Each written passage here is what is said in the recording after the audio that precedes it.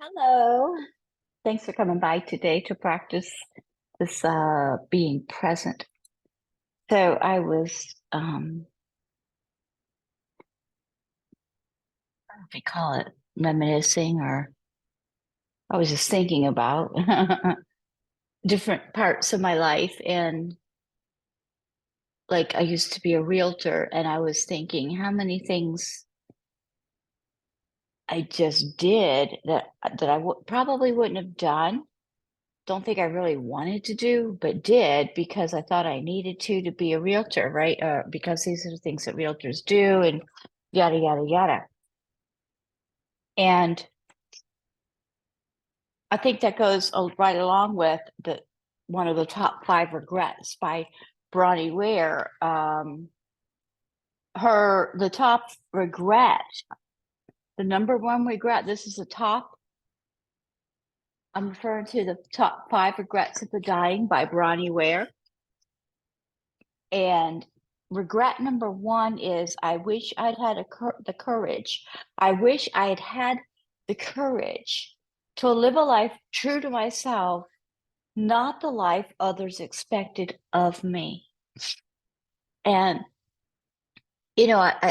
I've thought of this I resonated with this. I recognized this uh um from different parts of my life as mom or something like that. But I wasn't thinking that associated with so-called career also, but I see how now, even as meditation and yoga, etc., there's things that I should be doing according to others. And I find myself thinking, I do find that as part of it, so it's just an interesting thing to check out. Why am I what how does this tie into being present? This is an important message this year. Our conversation is about being present for our own lives. And so because if we're not really living true to ourselves, I guess is what I'm trying to say. And to me, all of this conversation and all of the workshops and all of the things we do as a practice and have been, we're here every single day. We're in year 6. So we're 5+ years of this every single day, strengthening our relationship with ourselves, living true to ourselves, and more. So it's just check, because this Mark Nepo talks a lot about how much life we actually miss out on for one reason or another. And if we're doing these things that other people think we should, then we're missing out on our trueness, on being on that depth. Um,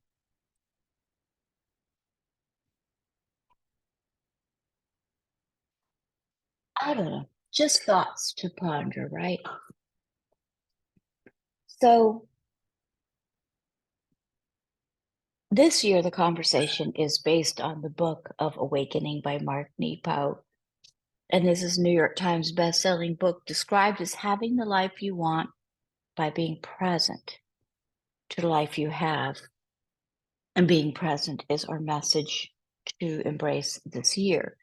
So in order to may help me release some of the stimulation, I want to really be available for the message itself. So I'm going to put some music on, and hopefully that aids in us being able to release a layer or two of stimulation, finding a little bit more softness in body and breath. And if you are able to close your eyes safely, I invite you to do so. And just start to feel softness on the crown of the head. Just let it open up a little bit and let some softness and love come on in. Feel it spreading around the forehead, third eye, eyebrows, the back of the head, ears. Just feel it all softening. Maybe take a little tension out of the neck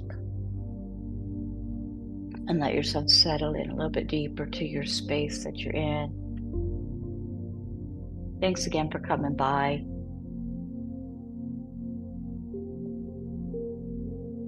The Book of Awakening by Mark Nepo.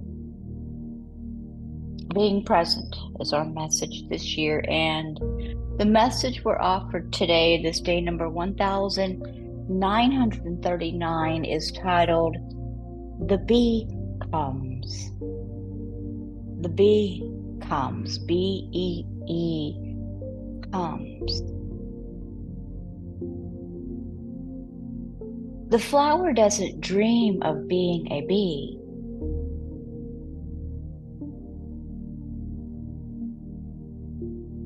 Let me start that again.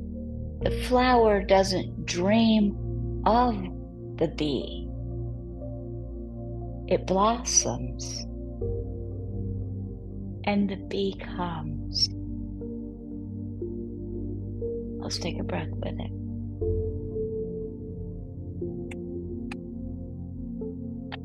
The flower doesn't dream of the bee, it just blossoms and the bee comes. At times in my life, I have wanted love so badly that I have reimagined myself, reinvented who I am in an attempt to be more desirable or more deserving, only to discover again and again that is the tending of my own soul that invites the natural process of love to begin. Let's say it louder. Only to discover that it is the tending of my own soul that invites the natural process of love to begin.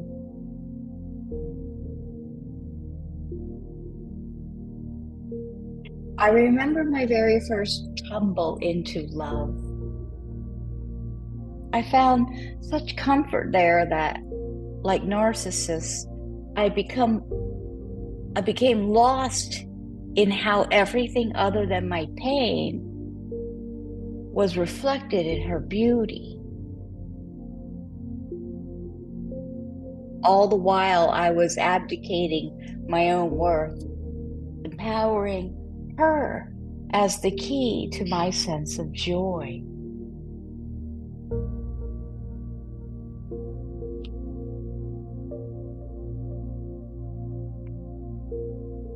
If I have learned anything through the years, it is that though we discover and experience joy with others, our capacity for joy is carried like a pod of nectar in our very own breath.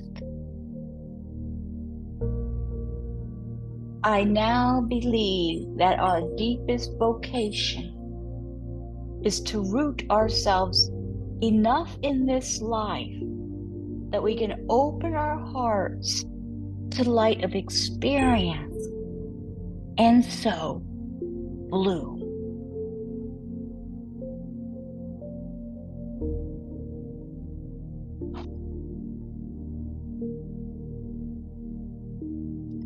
For in blooming, we attract others. In being so thoroughly who we are, an inner fragrance is released that calls others to eat of our nectar. Oh my gosh. And we are loved by friends and partners alike.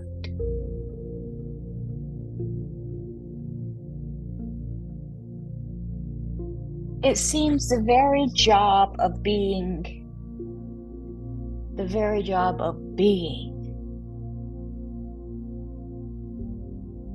is to ready us for such love. By attending our own inner growth, we uncannily become exactly who we are. And like the tulip whose blossomed petaled is the exact shape of the bee, our self-actualization attracts a host of loving others more real than all our fantasies. In this way, the universe continues through the unexpected coming together of blossomed souls. So if you can, give up the want of another and be who you are.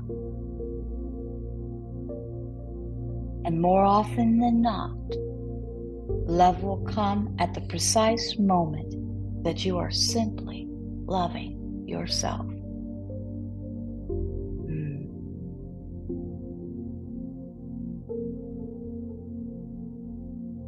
Let me, a couple thoughts. First, I love this for in blooming, that inner fragrance that was released that calls other to eat of our nectar. So we're talking about being true to the core of who we are, center of existence here. And from everything we've talked about in these conversations over this 5+ years, I think that I know that this being true to ourselves puts us on a different frequency. Being true to ourselves and our energy. And I would say the energetic connections, so it's just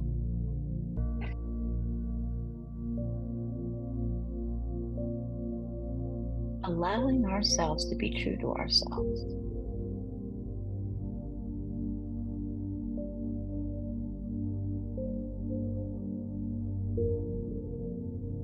Simply loving yourself.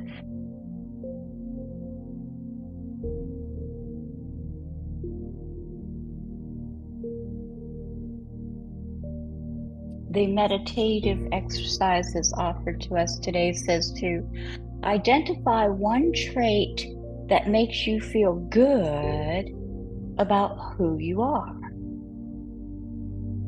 Like such as your laugh, your smile, your ability to listen, the sound of your voice, my vulnerability. Identify one trait that makes you feel good about yourself. Makes you feel good about who you are.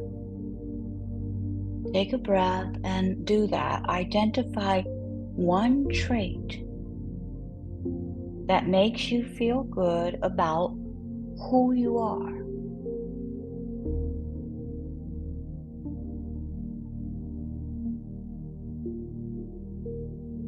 And then the next time you exhibit this goodness, notice how who you are affects others.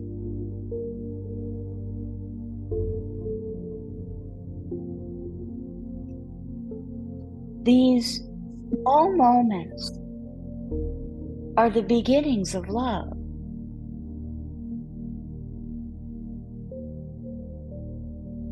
They do not yet have definition. Take a moment to give thanks for your small goodness and for the potential love of others. Take a deep breath. Let it stay, let it sit. Let's not put it down so quickly. Just breathe with it. Soften another layer, your jaw, your shoulders.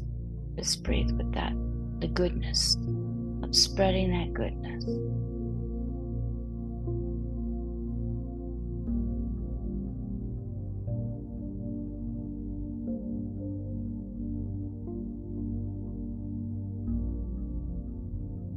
Take a nice deep breath in and feel that goodness nourish every cell in your body. And release anything that drains your spirit.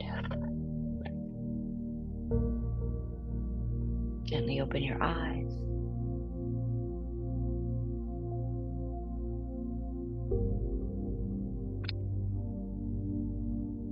The bee comes. The flower doesn't dream of the bee. It blossoms, and the bee comes. Thanks again for coming by.